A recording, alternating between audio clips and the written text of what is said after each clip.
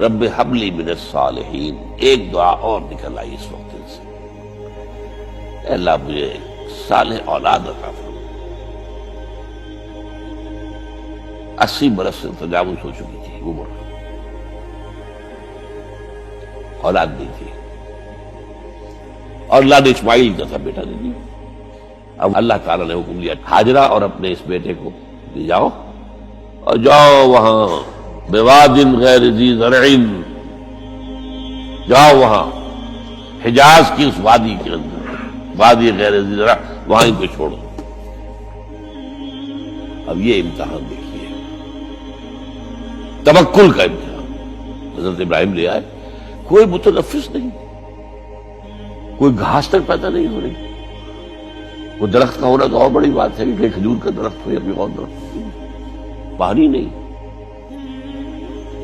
پانی کا ایک مشکیزہ تھا ابراہیم کے پاس، وہ چھوڑ دیا، کچھ کھجوریں تھی وہ دے دی اور چلے۔ حاجرہ پوچھتی ہے ہمیں کس کے بعد سارے چھوڑ کے جا رہے ہیں؟ کہنے لگے اللہ کے۔ یہ ہے توکل، اللہ کا حکم ہے، دعائیں مانگ مانگ کر رب ہب لی من الصالحین فبشرناہ بغلام حلیم۔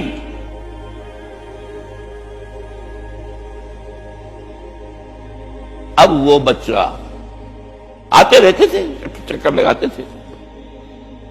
فلما بلغ معه السعی، جب وہ بچہ اسماعیل ان کے ساتھ بھاگنے دوڑنے کے قابل ہو گیا، کاموں میں ہاتھ بٹا رہا ہے، 13 برس کی عمر ہو گئی ہے، نوجوان، اب اندازہ کیجئے 100 برس کی عمر، بوڑھا آدمی، اولاد اب تک ہوئی نہیں تھی، ایک اولاد مانگ مانگ کر دعا سے اللہ سے لی ہے۔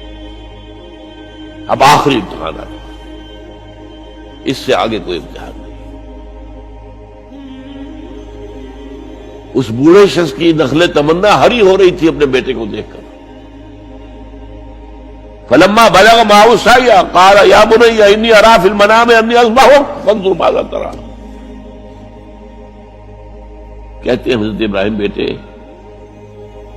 میں مسلسل دیکھ رہا ہوں خواب میں کہ میں تمہیں ذبح کر رہا ہوں، تو دیکھو غور کرو تمہاری رائے کیا ہے۔ نبی کا خواب بھی وہی ہوتا ہے، اس میں کوئی شیطنت جو ہے، کوئی شیاطین جن و انس کی کوئی مداخلت نہیں ہوتی۔ پھر یہ کہ پے بپے 3 دن یا بنی انی اری فی المنام انی اذبحک فانظر ماذا تری۔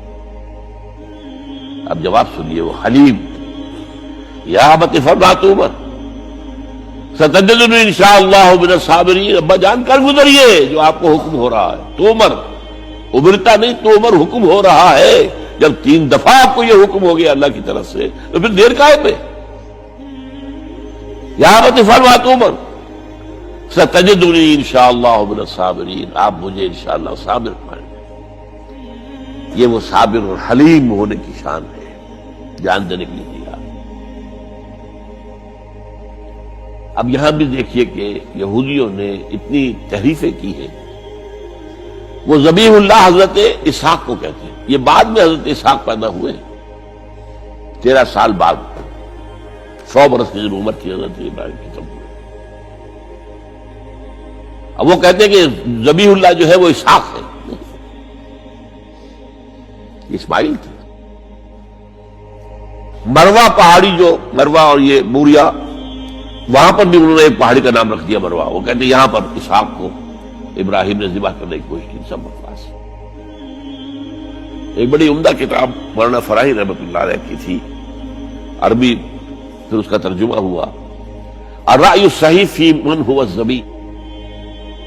عربی میں کتاب تھی کہ ذبیح کون تھا، اسماعیل یا اسحاق، اس کے بارے میں صحیح رائے کیا ہے، یہ اس کتاب کا موضوع ہے۔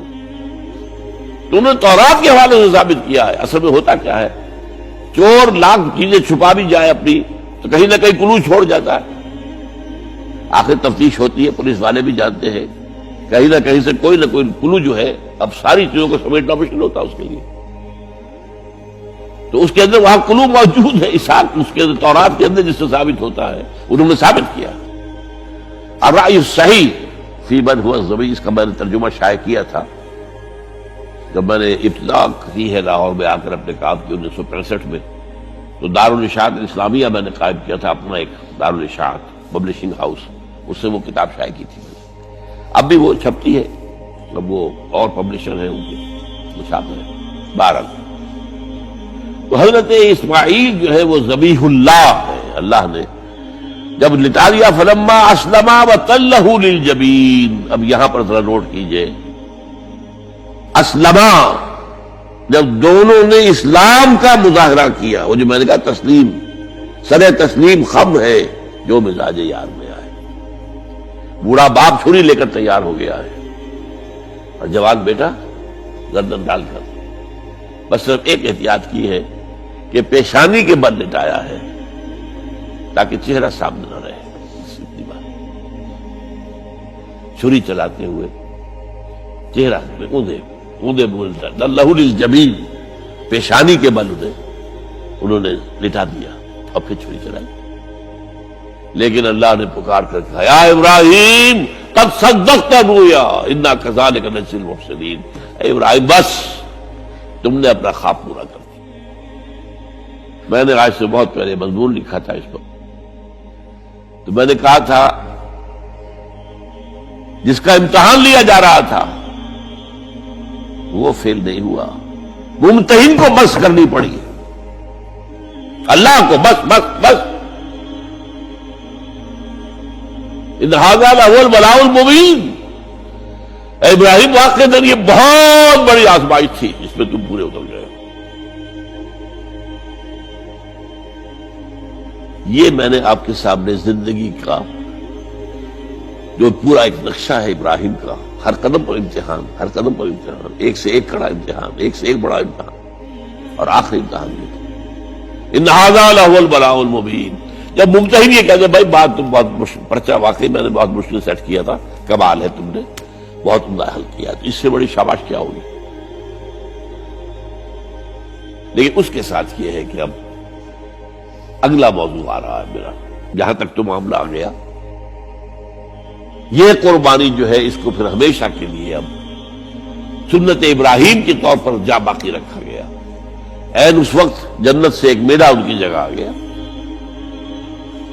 حضرت اسماعیل کو کوئی نظر نہیں پہنچی، کچھ بھی نہیں، میڑا ذبح ہو گیا۔ اور وہ قربانی ہے جو آج پوری دنیا میں اس وقت سے لے کر ترکنا علیہ فی الآخرین، ہم نے اس کی یہ یاد ہے، یہ قربانیاں جو آپ دیں گے یہ کیا ہے؟ حضور سے پوچھا گیا ما ھذی الاضاحی یا رسول اللہ، اے اللہ کے رسول یہ اضاحی کیا ہے، یہ کیا ہے، یہ جو ہم قربانیاں دیتے ہیں کیا ہے؟ قال سنت ابیکم ابراہیم، یہ تمہارے باپ ابراہیم کی سنت ہے، اس کو زندہ رکھا ہے اللہ نے۔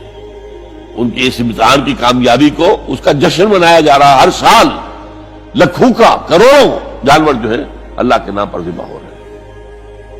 یہ وہ اسماعیل کی قربانی کا جو ہے یہ جشن ہے جو منایا جا رہا ہے۔